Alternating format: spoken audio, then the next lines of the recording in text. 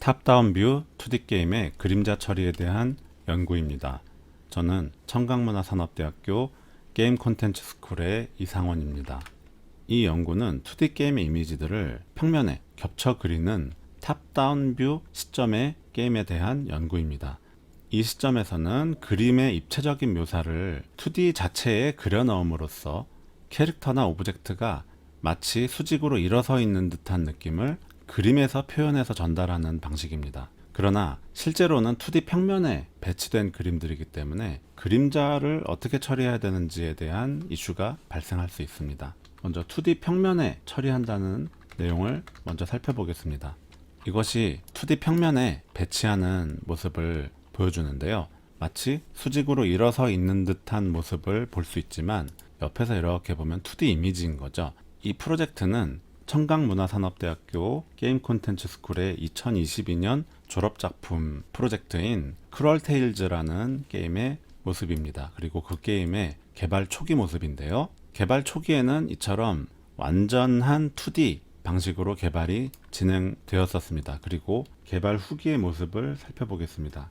개발 후기에는 3D 방식으로 변화가 되었죠. 실제로 2D 그림처럼 보이지만 수평과 수직으로 구분된 이미지들로 구성이 됐습니다. 그리고 비스듬한 카메라에서 바라봄으로써 게임에서는 이런 식의 모습을 볼 수 있게 되는 거죠. 이 게임의 완성된 영상을 잠시 살펴보겠습니다.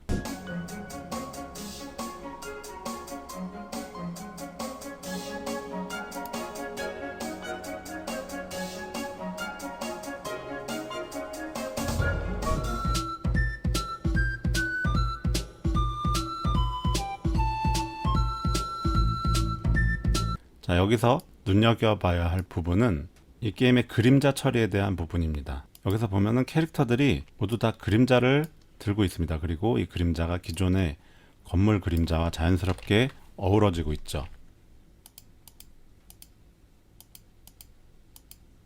크롤테일즈는 묘묘팀에서 개발한 졸업작품 프로젝트입니다. 묘묘팀에서 지도교수인 나에게 처음에 문의를 했을 때는 이 2D 상태에서 그림자 역시 스프라이트로 표현하고 싶어 했어요. 그리고 그 그림자 스프라이트를 어떤 쉐이더로 그리면 좋겠습니까? 라는 문의를 해왔었죠. 이렇게 완전한 2D 평면 상태에서 그림자 역시 평면으로 스프라이트로 그려주려는 시도를 했던 거예요. 그랬을 때 지도교수인 나는 그림자는 입체 공간에서의 계산이 필요한 거고 여러 가지 겹치는 것에 대한 우선순위 이슈가 굉장히 복잡하게 발생할 텐데 그 그림자를 2D 스프라이트로 처리하게 된다면은 굉장히 큰 문제가 발생할 것으로 예상을 해서 묘묘팀에게 제안한 것은 이런 식의 제안을 했었습니다. 바닥은 수평으로 하고요. 캐릭터나 건물은 수직으로 스프라이트를 배치를 하도록 권유를 했습니다. 그렇게 했을 때 그림자는 전통적인 섀도우 맵, 그러니까 그림자 맵 방식으로 그림자를 그릴 수 있게 되는 것이죠. 여기서 부가적으로 발생하는 이슈들이 좀 있는데요.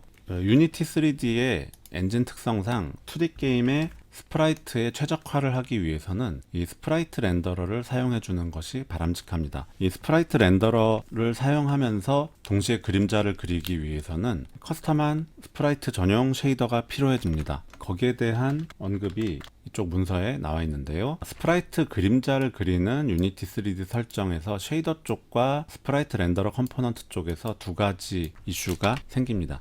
첫 번째, 쉐이더를 봤을 때요. 이 쉐이더를 편집 모드에서 살펴보면은요. 텍스처를 다루고 있는 이 메인 텍스라고 하는 이 프로퍼티는 기본적으로 레퍼런스명이 미리 예약된 밑줄 메인 텍스라는 이름을 반드시 사용을 해줘야지 이 스프라이트 렌더러에서 재질에 전달해주는 텍스처 정보를 자동으로 받아서 처리하게 됩니다. 이게 첫 번째고요. 두 번째는 이 그래프 세팅즈에서 알파 클리핑을 켜주고 오페크 방식으로 처리를 했을 때 생겨나는 이 알파라고 하는 마스터 스택에다가 텍스처의 알파 정보를 연결을 해줍니다. 이렇게 하면은 그림자 처리까지 완전하게 처리가 됩니다. 하지만 여기까지 해서는 이 그림자가 생겨나질 않죠. 왜냐하면 스프라이트 렌더러는 기본적으로는 그림자를 처리하지 않으니까 그 부분에 대한 설명이 여기 나와 있는데요. 스프라이트 렌더러가 그림자를 처리하도록 하기 위해서는 디버그 모드에서 스프라이트 렌더러 컴포넌트의 캐스트 섀도우와 리시브 섀도우를 강제로 켜줄 필요가 있습니다. 원래 인스펙터가 기본적으로는 노멀 모드로 되어 있는데 이것을 디버거 모드로 바꾸면 캐스트 섀도우와 리시브 섀도우를 숨겨져 있는 값을 강제로 이렇게 켤 수가 있습니다. 원래는 꺼져 있죠. 이것도 꺼져 있고요. 두 개를 활성화시켜 줬을 때 이 스프라이트 렌더러에서도 그림자를 처리할 수가 있게 됩니다. 이렇게 묘묘팀의 기술적인 부분을 안내를 했었는데, 묘묘팀에서는 개발 초기에 이처럼 수평과 수직으로 처리를 하지 않았었습니다. 자체적인 연구를 통해서 이 언솔드 방식으로 개발을 진행을 했었어요. 이 언솔드 방식은 이쪽 레퍼런스에서도 언급이 되어 있는데요.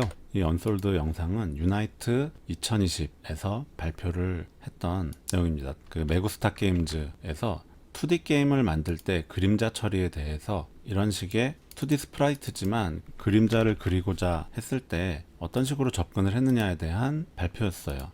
언솔드가 채택한 방식은 이거였습니다. 카메라는 수직으로 렌더링을 하지만 캐릭터가 60도 기울어지는 방식으로 표현을 했어요. 캐릭터뿐이 아니라 건물들도 모두 다 60도 기울어진 방식으로 배치를 하는 것이었죠. 그리고 이 발표를 참고로 묘묘팀의 개발 초기에서는 이런 식으로 개발을 진행을 했었습니다. 그리고 실제로 그림자도 정상적으로 잘 그려졌었고요. 이렇게 건물과 캐릭터를 비스듬하게 60도 기울여준 이 상태를 게임 뷰에서 보면 이렇게 보이죠. 하지만 묘묘팀에게 다시 한번 제안을 했습니다. 그러지 말고 수평과 수직으로 배치하는 게 어떨까? 라는 제안을 했었고요. 그 결과 현재 묘묘팀에서는 최종 완성을 이런 식으로 완성을 했습니다. 건물, 캐릭터 모두 수직과 수평 위주로 배치를 하게 됐습니다. 이렇게 배치했을 때 현재 이 배치에서도 볼 수 있듯이 카메라에서는 정상으로 보이는 이 나무가 실제 배치에서는 세로로 길게 늘려서 배치해야 되는 이슈가 있습니다. 또한 그 이슈는 수평 지면에도 같은 이슈가 발생합니다. 지금 여기 보이는 이 샘플 프로젝트는 이 문서에 샘플 프로젝트와 리소스에서 GitHub 다운로드로 안내되어 있는데요. 수평 오브젝트가 얼마나 늘어나야 되고 수직 오브젝트가 얼마나 늘어나야 되는지 이슈가 있고요. 이게 얼마나 늘어나야 되는지를 앵글 테스트에서 미리 확인을 해볼 수 있도록 했습니다. 앵글 테스트 오브젝트에서 카메라 앵글 값을 조정함으로써 이 카메라 기울기에 따른 수평 수직 오브젝트의 스트레치 정도를 여기서 미리 살펴볼 수 있도록 했습니다. 이 카메라 오브젝트가 기울어지는 정도에 따라서 이 스트레치가 되는 값이 달라지고 있는데요. 실제 탑다운 뷰 게임에서는 이 스트레치 값은 카메라 각도가 항상 일정하기 때문에 스트레치 값이 변할 일은 없어요. 그렇기 때문에 보통 미리 계산해둔 상수값을 사용하는 것이 일반적이죠. 그러면 스트레치 비율은 어떻게 계산되는 것일까요? 바닥 수평 오브젝트를 먼저 살펴볼게요. 바닥 수평 오브젝트는 원래 이랬던 오브젝트가 이만큼이 늘어나 줘야지 비스듬한 카메라에서 봤을 때 이렇게 정상의 모습으로 보이는 거죠.